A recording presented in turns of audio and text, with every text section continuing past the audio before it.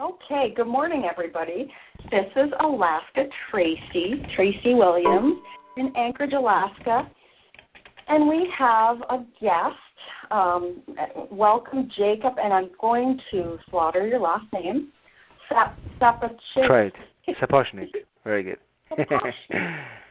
Perfect. That's nice. Okay. Great. Jacob is in a coaching group that I am involved in as well, and I just thought it would be really neat to find out how Jacob has gone in just 7 years, founded a law firm in 2004, and currently you have over 20 employees, is that correct? Yeah, we're just close to, we're almost 20. Great. So I've got 10 questions lined up, and I'm just going to start by asking you, Jacob, how long you've been in business since 2004. Can you just give us a little history on your business? Sure. So I'm an attorney. That's the general business that I'm in. But within the practice of law, we have identified one area, and this is business and family immigration law. And in the state of California, it's a pretty important area because you got a lot of people coming here from different countries, and we focus on helping people move here, specifically if they want to start a business or they want to move a company over here, or employers who are interested to bring foreign employees that are with a particular skill that they need. So this is an area we've decided to specialize.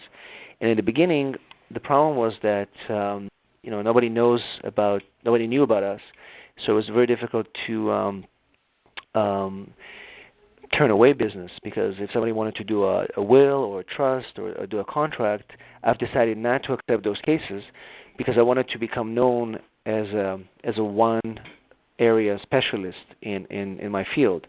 And so I've decided to try to do that based on some recommendations from a mentor that I met, and it didn't make sense at the beginning. But I think after the first year, I realized that once you become a specialist, people will come to you and start referring to you cases, and over the long run, you're going to get more business. And so that's pretty much what I did. But immigration is what we do. Okay. So you, instead of, you focused on one thing instead of spreading yourself really thin and trying to be the be-all to everybody. You Correct. You honed in on one specialty and branded yourself in that special area. Well, the branding side actually came, I think, at the end of the second year, because even though I decided to be a one practice specialist, it was still difficult to spread the word about our business. And I guess second year into the practice, I've decided to kind of start branding ourselves. So, people need to know that I do immigration, but I also need to know about me and me being the specialist. So that's when we started actually using different tools like the blog and reaching out to the media to become the go-to specialist in our field. Okay. Which was a process, of course. And that leads to the next question. How long have you been in social media? Like, I see you have almost 66,000 fans on your Facebook page. And I look at that and I'll think, and I have to remember, wait, he didn't get 66,000 fans overnight. How long has it taken to get that many fans? That's amazing. Well, like I told you before, our venturing into social media started kind of late 2005, beginning of 2006, when social media was really about blogging and doing some writing outside of the website. And so blogging has become a tool for people to follow you before Facebook and share your content. And so that's what we did. We started with our first blog, focusing on our one area, and most of the subscribers to our blog and the newsletter eventually moved to our Facebook page.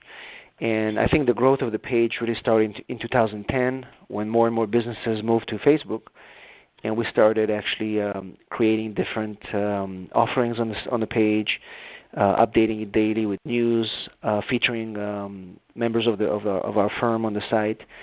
And I think in the last, I would say, less than 2 years, the site, the fan base tripled, if not quadrupled, and we now start seeing the results of more loyal customers converting into clients, mostly from the Facebook page, of course.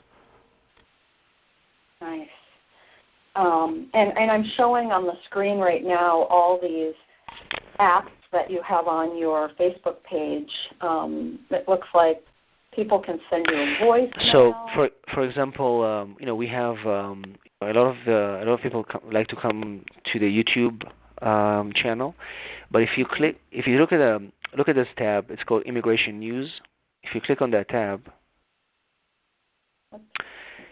actually, Immigration. This one. Oh, okay. So yep. Immigration News is if you click on that tab, does it? Here we go. There we go. So this is actually it's actually a company, and I can email you. It's called Fan Newscast, and what they do is we actually pay. I think it's $40 a month, and what it is, they feed news that is specific to our industry into this tab, and what it does, it freshes the content on the Facebook and creates a very, very important SEO factor in the page. And this generates a lot of fans to come to our site because of that tab. So what we've done with this company is that they customize the tab for us, for our news, for immigration. You can do the same for the horse business or for anything that will feed in business that is specific to your industry. And basically, it's kind of like free optimization to the Facebook page, because people will come and read this by searching for it, and especially now with the new search tool by Facebook, it's going to launch next month or so. The graph, this particular tab is going to be also important, because when people are searching for a particular keyword or a subject, they will come to our page.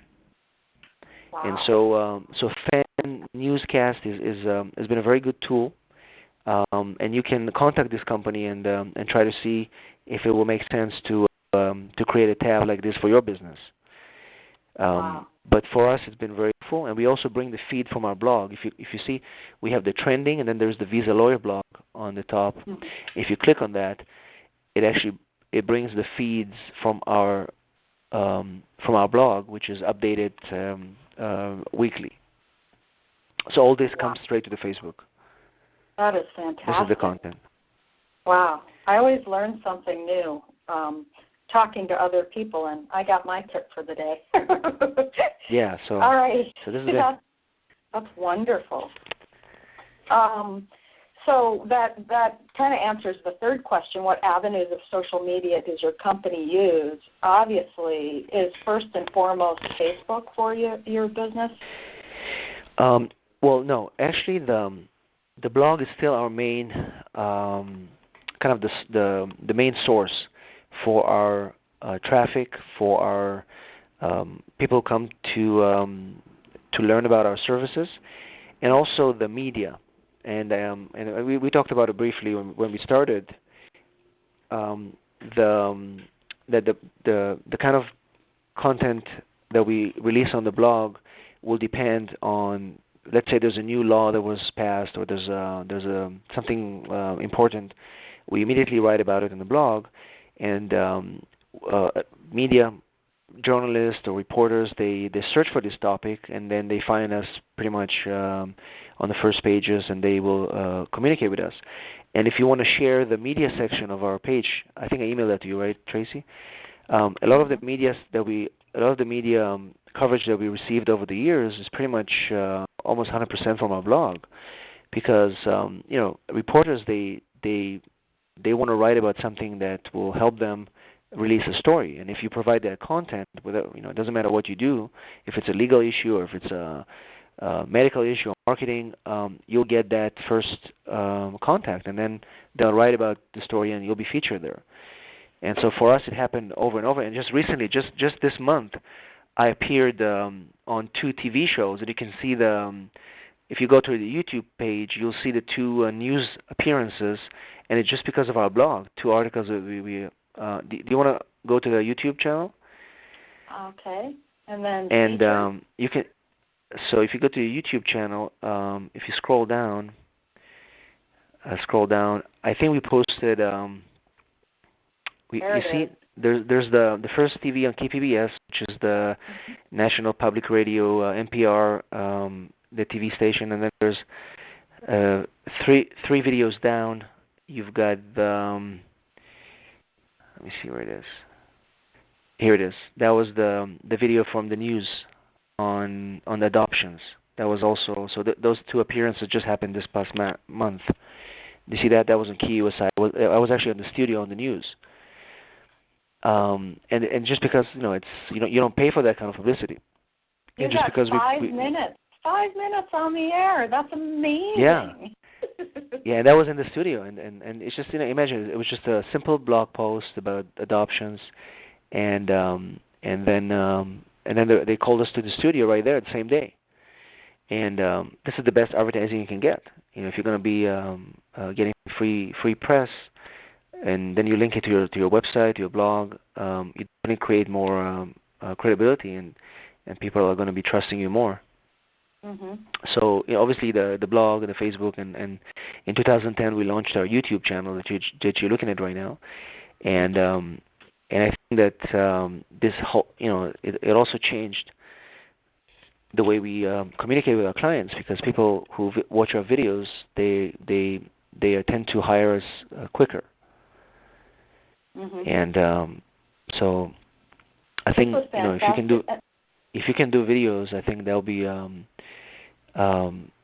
it's important to try that, because that's a whole different market. And I love the background here that you have designed. That's San Diego, right? Yeah, that's what I see from my office, from the left side of the street. So you can get an idea. Nice. So you've created your channel to be very customized. Yeah. It's pretty easy to do. You can get somebody to design the picture, and then they upload it on the channel. And then if you look on the right side, we have a description of the office, and we have the links to our main 3 websites, and that's also good for the SEO. Okay. Because obviously YouTube is owned by Google, so you definitely, that's why I think even if you post a video once every few months, it doesn't matter, as long as you have a channel, it will create more traffic, and you don't have to pay for it. Your Google Plus. Yeah, we have actually a few Google Plus pages, because this one is the one linked to the YouTube. YouTube they separated the personal Google Plus from the YouTube channel Google Plus. So I have 2 or 3 Gmail accounts, and this one is just linked to the one that I have YouTube on. But we also have one for the office. Okay. And I think I sent you a link in the email where you can see the reviews that we get. Okay. Very cool. But this is just. But I think videos has definitely been a very important tool for us, and it will it will be the future in the next 2 years for sure. And look at those. He's got 127 subscribers, and he's had 61,945 video views. That's fantastic. And people subscribe daily, so people subscribe, get new people. YouTube is a bit different. People they like to change their lists, but I think that people who subscribe, they're very loyal, and they share the videos, and I think it's a good group to market to, because that they want to they want to see your content. Very good. So can you just share a percentage of increase that you've had, that your partnership has had in business, just from social media? I know that. I think that it's been the growth has been steady yearly. There's not been a decline. There's always been a growth, and I think it's I would say, every year at least I would say 30%, if not more, of steady growth, just because you keep changing and doing new things, and that's really what makes it so interesting. Keep doing different things and not staying. The worst you can do is not do anything or do the same thing. And the reason is because the web changes as well. You keep modifying and adding new tools and new ways of marketing yourself, then it's obviously helping. Yep. So the next question, one of my favorite topics, strategy. So do you have a strategy, as well as now that you have so many people working in your practice, do you have certain do's and don'ts that, do you all sit together and discuss there are certain things that we will never or try never to do on social media? So I think that the strategy that we use and is pretty simple. It's pretty much be nice, and I call this enchanting or extremely nice, and the reason is because most people in my industry are not, and so it's all these lawyers there, and we try to do the opposite. So if somebody is happy, we'll try to deal with them right away and make sure that they are happy. Or if we post something online, we try to keep it positive. We try to answer questions fast, whether it's on YouTube, on Facebook, or on the different things that we do. Try to be real. And this is really the key to social media. If people think that it's some kind of a robot who's sending those messages, nobody's going to care. And we do it also offline. So when people come here, we try to be very helpful. Help them with more than just what they came to the office. If they need directions, to get a cab, find a hotel before they come to see us. We pretty much do all this. We just take the next step. So I think this has been really helpful as an overall strategy and a kind of a motto. Try to do more. I get asked this all the time. I actually had lunch with somebody yesterday that said, there's certain things, and this is what I teach. I never talk about my opinion on politics, religion, or finances. And the woman that I was having lunch with yesterday said, I just feel like I can't be real sometimes with people because I never discuss my political views or my religious views. And I said, that's true. However, do I really want to be putting all that out there? Do you have any rules like that you don't discuss your opinions on? Well, the thing is, it's kind of like once you start gathering more and more people who are following you, it's important to not cross that line, because you don't know who they are, and they come to you for different reasons. They come to you not because of you're Republican or Democrat or gay or not gay. They come to you because you know your business, and so you don't want to come across as, you don't want to disappoint people and be, I thought this guy was so and so, or when I heard him speak, I saw his picture, I saw the video, and then I heard him, it was totally different, and you don't want to be different than what people think you are. And so even though, for example, go ahead. Who was that you were talking about? Just a random speaker? I'm talking about people that are following you, people that follow your blog, follow your, your newsletter. They come to you for a specific reason. The reason is because you know what you're doing, or you know what you're saying about your business. And if you start mixing politics or your opinion about guns, or who should marry who, then they make it to the point where they're gonna be unfollowing you or stop sharing your stuff just because you said something that completely was against their beliefs. And so I don't think it's the place of in social media unless you are in that field, unless you are a talk show host or whatever. But if you are a professional trying to get marketing or legal services or medical services or accounting, or you want to kind of stay in the middle, talk about what you do, provide content.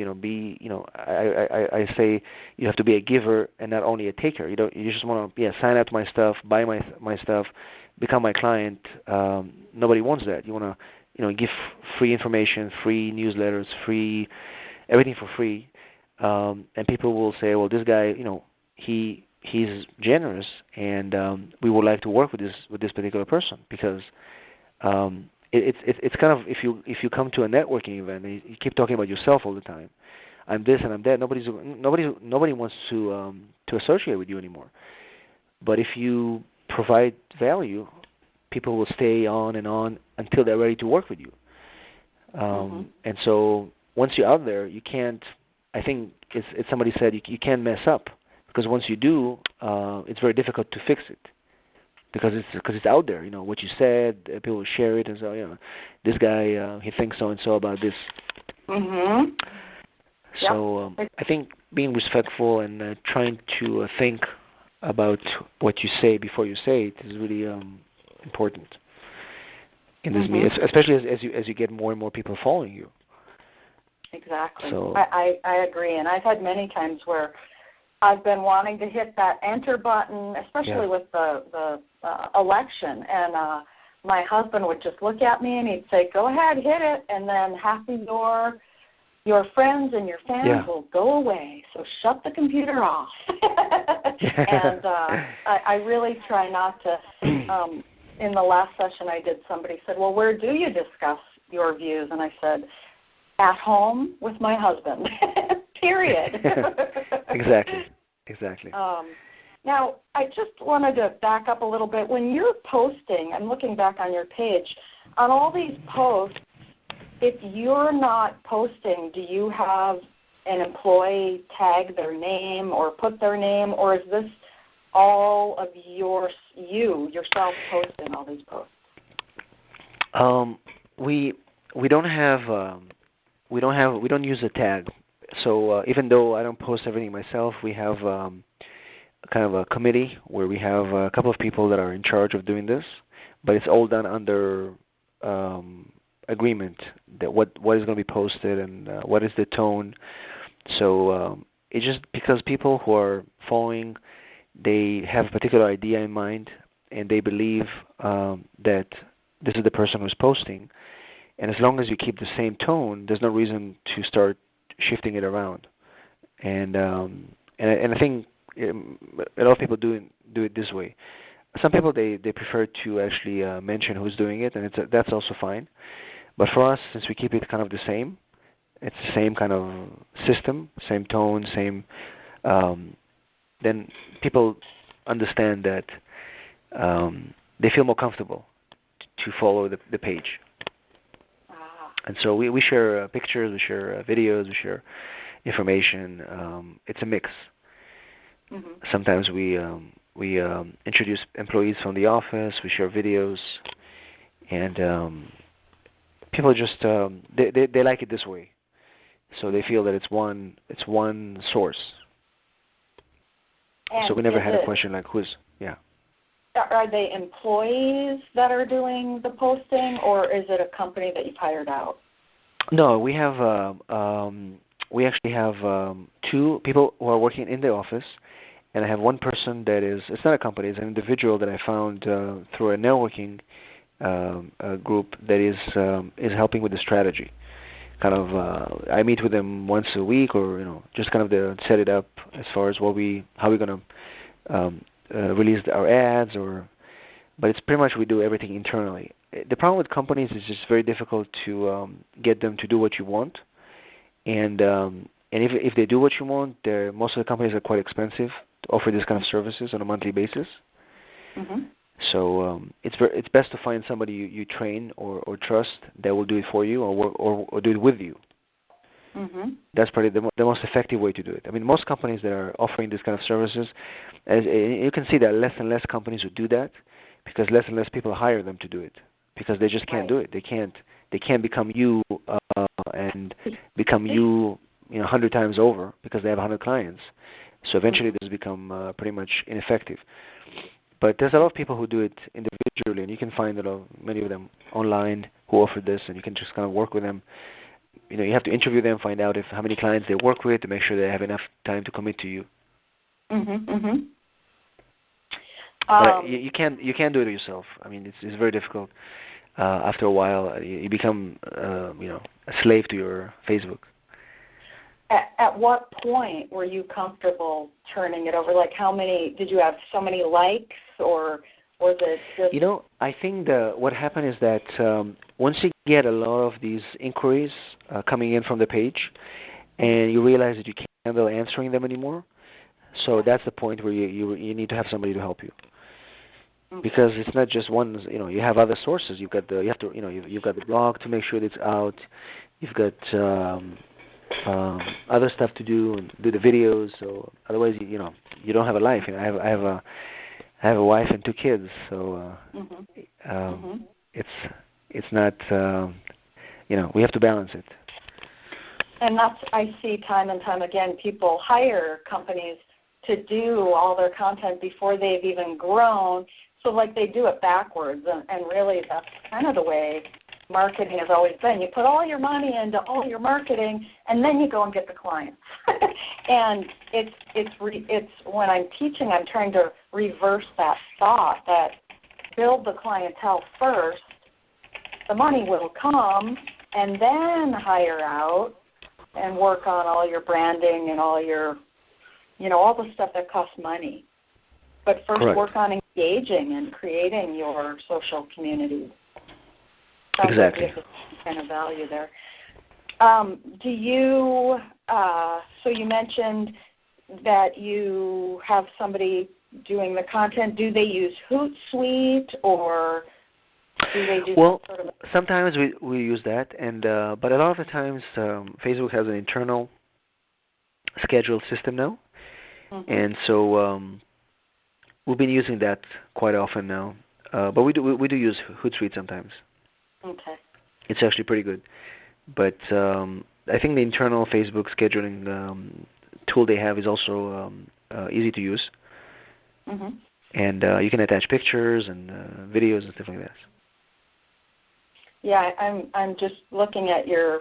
Is that what you're using? Is that what you use, HootSuite? I don't. No, I'm still to the point where I'm still growing my social community. My business page is still under 1,000. I think I'm almost to 700. So I'm still to the point where I'm doing it. I'm not. Okay. I'm right on the edge. Right on the edge. Right. Yeah, I think once you you pass the 1,000, then it's much more easier to grow your community. Yeah, because like you said, I'm getting daily inquiries. Can you speak here? Can you do this here? Can you and so I'm like right on that edge of getting to that, so I can feel it coming. Right. But it's so important in the beginning to really stay involved with. If this is the avenue you want to grow your business, social community, it is important to put the time in. I believe. What advice could you give to a company that's new to social media that we haven't already discussed? We've sure touched a lot of topics.